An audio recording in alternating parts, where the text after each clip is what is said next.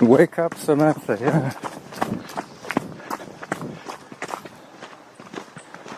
By the way I'm feeling, she has, what? Zone 3. Zone 3, you see? Zone 3. The way I'm feeling is what you were saying. Yeah, the way I'm feeling, it should be Zone 3, and sure enough, she confirmed it. Zone 2, I heard that. But I purposefully reduced the volume at home before I set off, because I knew that once I'm in the back, it's going to be so quiet that Samantha's going to be too loud for my audio recording.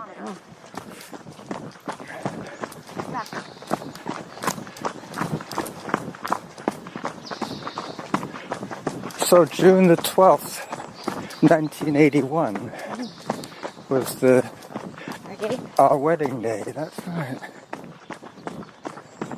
40 years. Zone 3, hang on. Look, hummingbird. Not in front of a feeder. Look at that. He must be lost. He's looking for the nearest feeder. He's over there, look. With the honeysuckles. Anyway. So we got married in the Palais de Justice à Montréal with your sister, her boyfriend, her children, your dad, your mum, you, me, and we were married by a woman magistrate. And I think the ceremony was in English and in French. In English and in French? Just in English? For your dad's sake? Yeah, probably for your dad. He was kind of Francophobic. It just said slower to me, so I'm going to take heed. Yep. So I looked it up this morning, and 40-year anniversary is ruby. So I don't know how many rubies I'm going to get. Not many. Ruby grapefruit's about the best. 24 seconds ahead. Time 21 minutes. Distance 2.25 kilometers. Average heart rate 128. Goodbye, Ruby Tuesday. Who could hang a name on you? When you... I bet you don't know the name of the band that recorded that song. That was 40 years ago. More. That was 50 years ago. Anyway, the Rolling Stones. Well, about the same era as the Yardbirds. But there you go, Ruby Tuesday by the Stones. Jagger and Richards, I think, were credited for that one. So how old is Mick Jagger now? 90? Zone 3. I don't think he's quite 90 yet, but he's... The same age as Dylan. Dylan is 80. Yeah. Just 80. You see, with this traffic noise, I couldn't hear... Samantha! You know. But that's okay, because very soon I won't have that noise. Then I'll be able to hear it. Well, then she and I will be sharing the airwaves.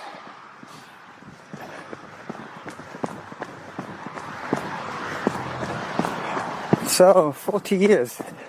And in those 40 years, we've managed to have 2 sons. We've owned a restaurant. We've moved from Montreal all the way to British Columbia. Anyway, there's not much further west that we can go, unless it's Hawaii. I know. Or New Zealand. Distance 2.47 kilometers. Average heart rate 126. Workout average pace 9 minutes 18 seconds per kilometer. Brad. It could be too much treadmill running that lead to this bummer. You will need to get some more hiking done to stay fit. Maybe some bike riding too would help. Good luck, my friend. Hi, Carlos. No, it wasn't from running. I had an accident. I fell out of a mobile home. I stepped onto a sawhorse, and the sawhorse went sideways, and yeah, so that's what it was. So it was just a matter of recovering from that, and hopefully I'll be good to go in September. That's what I'm hoping anyway. Okay, have a good one, my friend. Bye. A work-related injury. I thought you had retired years ago. Get well soon. Get out the bike trainer. You asked for another submission, and you left a hodgepodge of different topics there. So I'm out taking Pico for a little walk, and I figured I'd give my try to get it in while walking him. I always seem to like to do your submissions while I'm doing a walk or run. So with Pico, we have frequent stops. But the topics that stuck out to me, which I think I forgot most of them.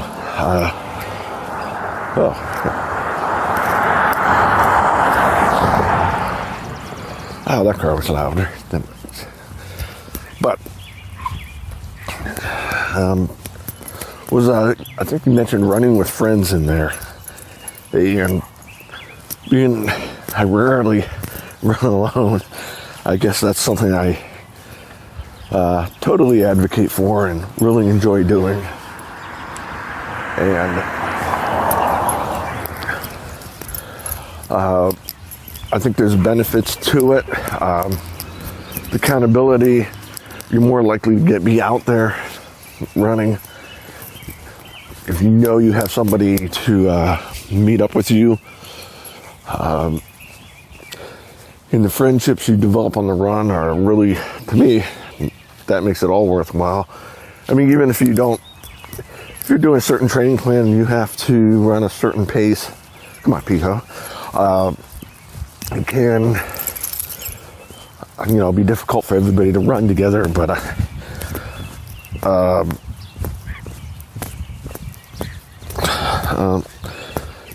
what was my thought line here? Come on, yeah. It can be difficult for everybody to run together at the same time or the same pace. If you're doing different training plans or different ability, sometimes, like with me, I usually have a group, so there's usually different people running different paces. So that makes it kind of a nice thing there. Different people, different time, but you can always meet up together. Just seeing them out there will get you there. And then at the end, we often go for dinner, or if it's an evening run, or maybe we'll stop and have breakfast, or just someone will stop and get some coffee or something afterwards, a lot of the time. So, those are just some of the advantages. I think the number one is just having the friends there, the relationships you can build up for running, and the mental aspect of being out there, and what was I saying?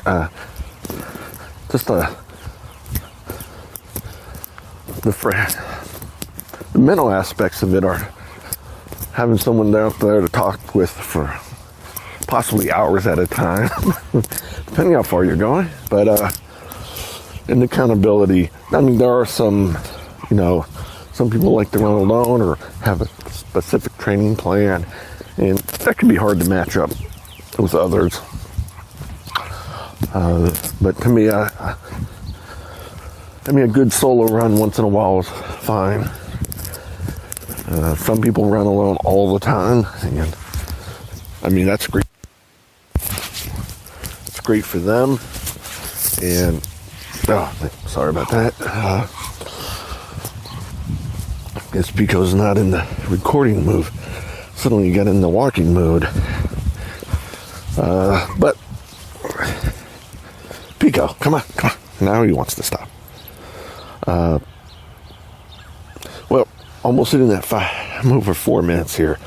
But I think a majority of my running for years now has been with other people and my running group, and In fact, I jokingly said on a recent podcast, yeah, I don't have too many friends that aren't runners. For a lot of the, for good, come on, Pico. Well, hitting 5 minutes. Gotta cut it short. Have a good one. Hope everybody has a good day. Good week of running. So I'm not sure what happened there. Distance 3.69 kilometers. I think I might have pressed stop by mistake. Workout average pace 7 minutes 51 But I don't know how seconds per much. kilometer. I don't know how much of his singing I've got. I won't know until I get home. But that's why I'm recording a little bit now, in case there's nothing else. All right, Derick. Well, how's your ankle, by the way? Did the blister give you any trouble? I think it was only if I went like that, but I think I'm only like doing that. Well, I think it was smart what we did, taking those walk breaks when we did, because it meant that it wasn't so hard. I've got to remember to switch back to e-bike from running. All right, so I'll talk to Rob to see if he wants to come up this way on Saturday or Sunday. And if he says yes, then I'll tell you which day. I'll let him know as well, if he wants to do it.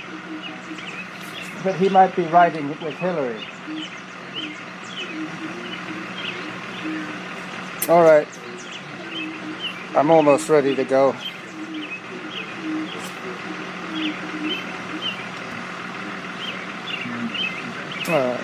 So, I don't know what happened with the recording. I might have cut out a little bit early there. But that's okay. I won't know till I get home if I need to keep any bonus material or not. But until then, I can put this away in my stowaway pocket and maybe catch a few more words. Time 1 hour 9 minutes. Distance 24.48 kilometers. Average heart rate 1. Workout average speed 21.30 kilometers per hour. Workout resumed. So I've done 25k Zone 0. so far of e-bike riding. I did a little interlude of running. I think that was probably 4 point something k. Zone 1. Maybe not even that much. But still, I'm sure I can piece together something from today's outing. Something meaningful. Zone 4. Workout average speed 21.28 kilometers per hour. Shame there weren't any more tomatoes.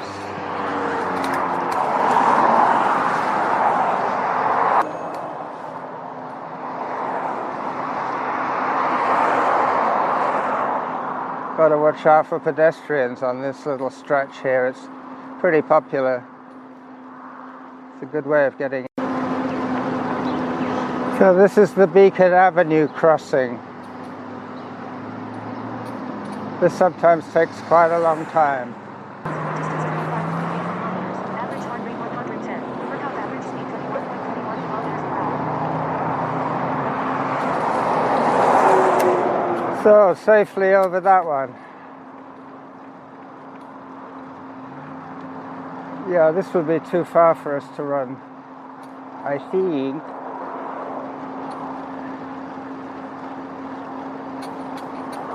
There's a Tai Chi class. Getting bigger and bigger. Time 1 hour 16 minutes. Distance 26.82 kilometers. Average heart rate 103. Workout average speed 21.17 kilometers per hour. Just coming down to the lakeshore again, to the, not the lakeshore, what's it called? The Lochside Trail.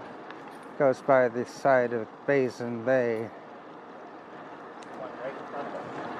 All the way from Basin Bay. I got a glorious view of Mount Baker now.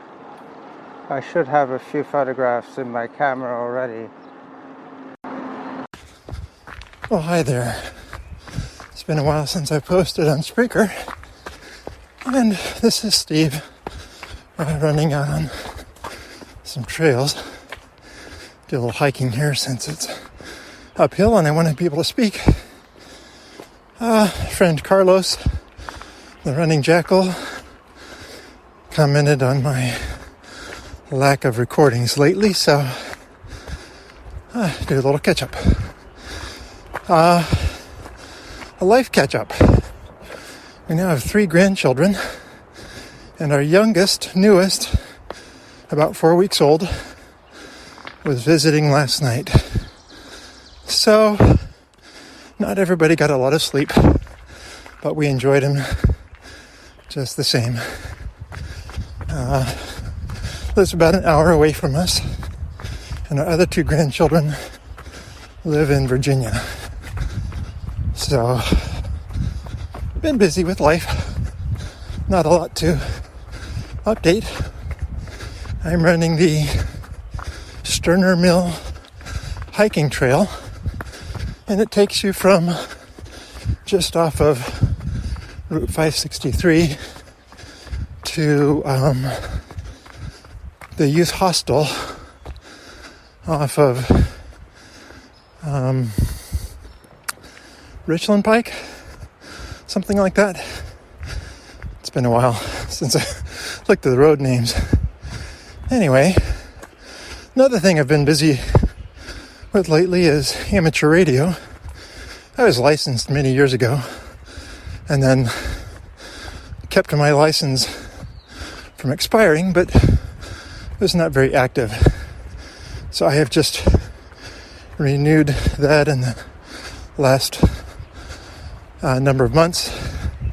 I purchased a new radio for the shortwave bands and have a local communications radio for some of the higher, the VHF and UHF frequencies is on back order. So, getting to know some of the local guys, and I'm making sure that as part of my safety protocol, I am carrying my radio, a handheld one, with me on my runs. It's a backup in case I lose the ability to contact anybody through cell service. So, not too much else. Just keeping busy with work at the church. Reopening after COVID and enjoying seeing people again in person for the first time in quite a while. So hope all is well with you. I know my friend Cindy likes it when I record these, so we'll see if it gets noticed. I'll pass it off to Carlos and he will notice. Anyway, 73s, that's ham talk for take care, and hope you all have a great extra mile for those of that podcast. This is Steve at Lake Nakamixon, Southeast Pennsylvania.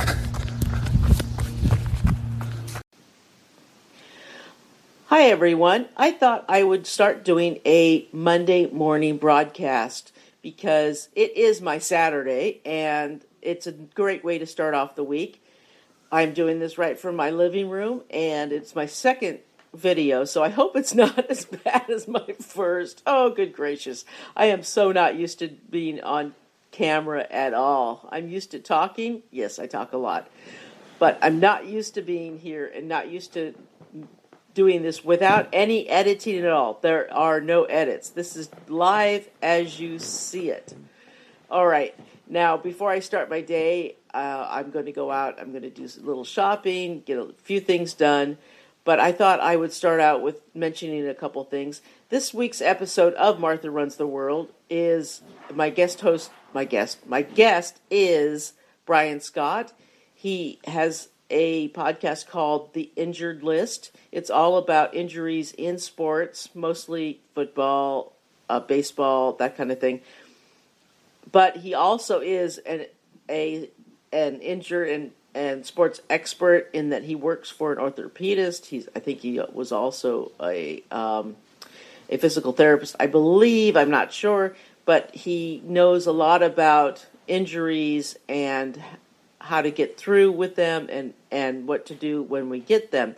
And I thought that would be a great time to talk about what happens if we do get injured, because we runners, yes, there will be a time when most of us, the vast majority of us will be injured at some point or another. What we do when we get injured and what to do to not get injured, that's also important. So I'll be talking to him this week, and that comes out tomorrow. Every Tuesday I release a new episode. Also, a couple other things. It is Memorial Day, and it is a time to pay tribute to our fallen soldiers, our military people. So just take a few minutes out for a somber remembrance of them. And Corey Reese's new book came out. I have my copy. I know it is backwards. It's called Stronger Than the Dark, and you need to get your copy. It's exploring the intimate relationship between running and depression. And it's a lot more personal look. It's a little bit more serious for Corey. It's really good. You're going to love it, like all his other books. They're just very terrific books, and I know you're going to enjoy it. I just started it, and I'm enjoying it. It's quite magnificent, actually, like all his books. And I have a future guest coming up in a few weeks, Miriam, and she has battled some health problems. She has a natural deficiency towards vitamin B12, and so she has to take it. She has to inject it weekly. Well, we talked about it, and one of the side effects of vitamin B12 deficiency is getting leg cramps. And I used to take a multivitamin every day, faithfully, and I stopped taking it. I just decided it wasn't really worth it. I didn't need it. And I stopped taking it a few months ago. Well, over the past few months, I've had leg cramps in my calves and my feet, and I didn't know why.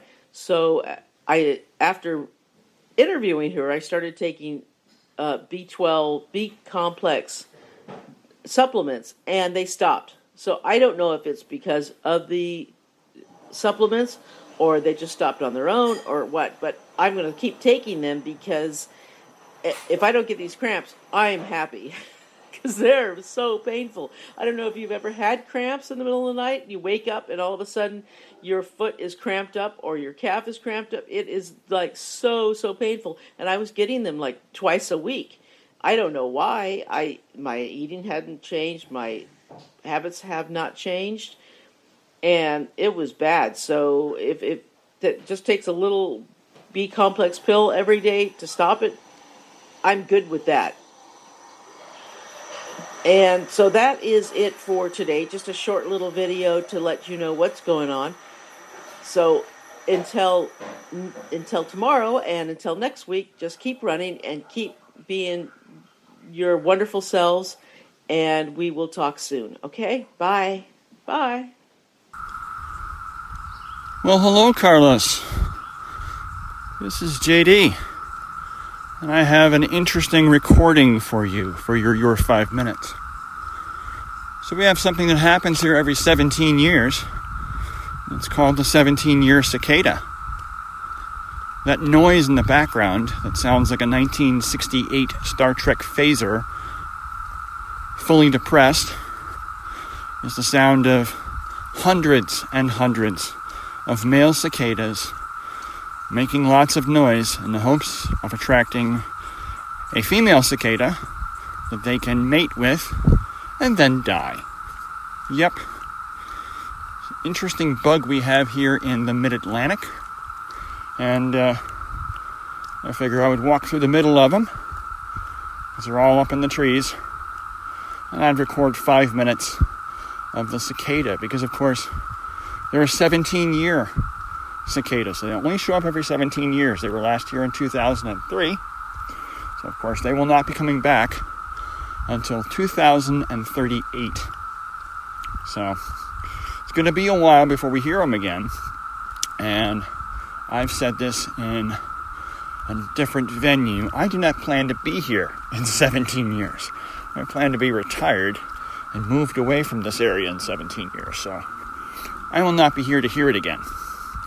So I figure we'll remind myself of how loud these suckers are, so that next year, when they're not here, I can be grateful for the next 14 years until I retire. So there you go. So yes, the 17-year cicada, it's actually called Brood 10. Some people refer to it as Brood X, but of course it's the Roman numeral for 10, so there you go. And yeah, it's a crazy looking bug that looks very much like a large roach with big red eyes. Kind of reminds me of a thing called the Xanthi Misfit, which was part of, I think it was the Outer Limits. They had this creature that came out of a spaceship. Kind of looked like an ant with big human eyes. It was really freaky. I remember it freaked me out when I was a kid. I had nightmares after watching that, even though it was all still rated G. But yeah, it was a freaky looking bug. So this looks a little bit like the Xanthi Misfit. So yeah. But yeah, it's like a big flying roach. As I said, they mate. And then, shortly after that, that's all the guys are here to do. Somewhat similar to the Homo sapien version there, That's all I came here to do. But then, quickly after that, the females produce a larva, which will then plummet, sometimes as much as 80 feet from a tree, hit the ground, I assume bounce, and then quickly burrow into the ground, not to be seen for another 17 years. Love to know what natural selection required that. So pretty freaky indeed. So these things go 24 hours, by the way, so this sound goes all night long, goes during the day. Thankfully, they only come out during the summer, the warmer months here, for that little bit. So if you go inside and turn the air conditioner on, you no longer hear them, but there it is. So there he is, the 5 minutes of the 17-year cicada. There's my submission, Carlos. Hope you enjoyed it. Definitely unique. You won't have another one like it for another 17 years. And from the land of the cicada, have a pleasant day.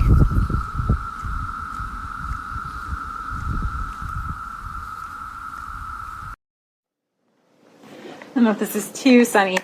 Anyways, it's Stephanie Bales Hurtado, and I was just coming on to give a little update about, well, I'm calling it our hike and bike because we decided to take these kind of rugged ATV trails that I don't know how well they're used in the summer. Like, they're more kind of snowmobile trails in the winter. And like I mentioned in the last video, like, we skied over them like totally fine in March, but yeah, trying to bike in them is like, I'd say at least a third of it we were like hiking it with the bikes because the mud was so deep and we're going through kind of the swampy parts, and in those sections, like, the deer flies were next level annoying.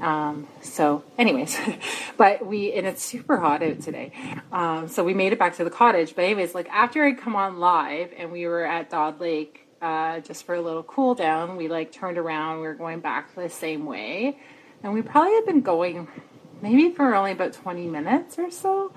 And I am too busy being annoyed at all the deer flies all over me and like pushing my bike through the mud that I'm not really paying attention.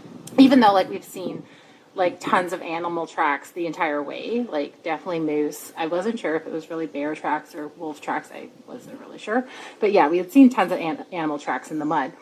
But not really paying attention because I'm more concerned about the deer flies. And then I look up and I don't think I'm exaggerating. Frank will probably corroborate with me, but I think it was like only like maybe 15 feet away to my left. I see this black bear.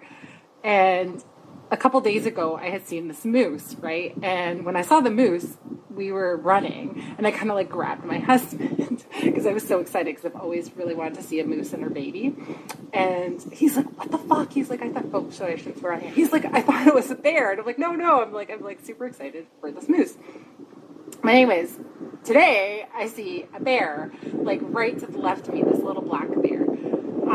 And so I didn't want to like make any sudden movements, and I didn't want to like freak out, but my husband was behind me, so I'm like trying to like, I kind of froze, and I'm trying to like sign to him to stop, and I don't know, like we don't have sign language, but I'm trying to sign to him that there's a bear there.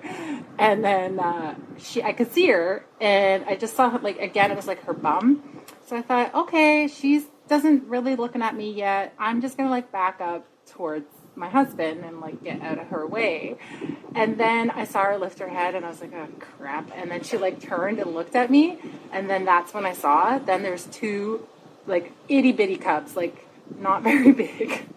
And then they're like scampering up the tree, and then I thought, oh my god, like this is what they always say is like the worst thing, right? To come with a mama bear and her cubs. But thank God, she turned, she looked at me, and then she like took off in the bush, and the cubs went up the tree. And then, like, I don't know, it's probably not the best thing, because Frank's like, let's go back. And I was already so sick of doing this freaking mud and everything. And I'm like, she's gone, the cubs are gone. I was like, let's just go. So we're like kind of running through because she went the opposite way. I'm like, just go. And so we're like booking it through the mud with their bikes. I'm like, she's not going to come back for a minute. The cubs are safe. And then we just made a bunch of noise. Probably not like bear safety 101. I don't know. But anyways, that's what we did. And like, we were so hot and tired and muddy and kind of miserable with the deer flies. Like, I still kind of can't believe that we saw a mama bear and her two cubs. It was pretty awesome. And you know what? She wasn't very big. Like, I always thought bears would be a lot bigger. That's what Frank said. But like I said to him, I'm like, I think black bears are pretty small. I've only ever seen black bears from my car. I've never seen a black bear up close before. And when I was in the Yukon, I did see a mama bear and her cubs, but they were in the ditch. I have never, and then I did see one bear myself in the Yukon when I was on a trail, but it was quite a bit farther away down the trail than this bear was. Anyways, I guess and of course we have bear spray, and we were at the cottage, but I don't think we needed it. And like I said to Frank, I'm like, that's exactly what you want a bear to do. You want them just to run away from you. And that's what she did. Cool. Thunder. Anyways, and I'm glad the cubs were up the tree and like not in between us and the mama bear. But yeah, so that's her little bear story. So yeah, we've had quite a bit of wildlife on our little couple days away, between the moose and her baby, mama bear and two babies, some turtles, deer, beaver, lots of cool birds, fox. We had a fox at the camp last night. So yeah. Anyways, that's it. That's my bear story. Hey there, Carlos. This is Brad checking in with you. I don't know what's really going on with my knee yet. There hasn't been a proper diagnosis. My left knee is swollen on the inside, and I'm supposed to stay off of it for 5 weeks, which I find it extremely difficult. So I started working out with the Total Gym and doing upper body stuff. Try to keep a positive attitude along the way. And yeah, so that's where I'm at right now. Halliburton's 3 months out. I don't know if I'm going to be able to do it or not. And I'm looking to, I guess I'll know more once I get the diagnosis. Okay, have a great day, my friend. From the East Coast, signing out. Hey there.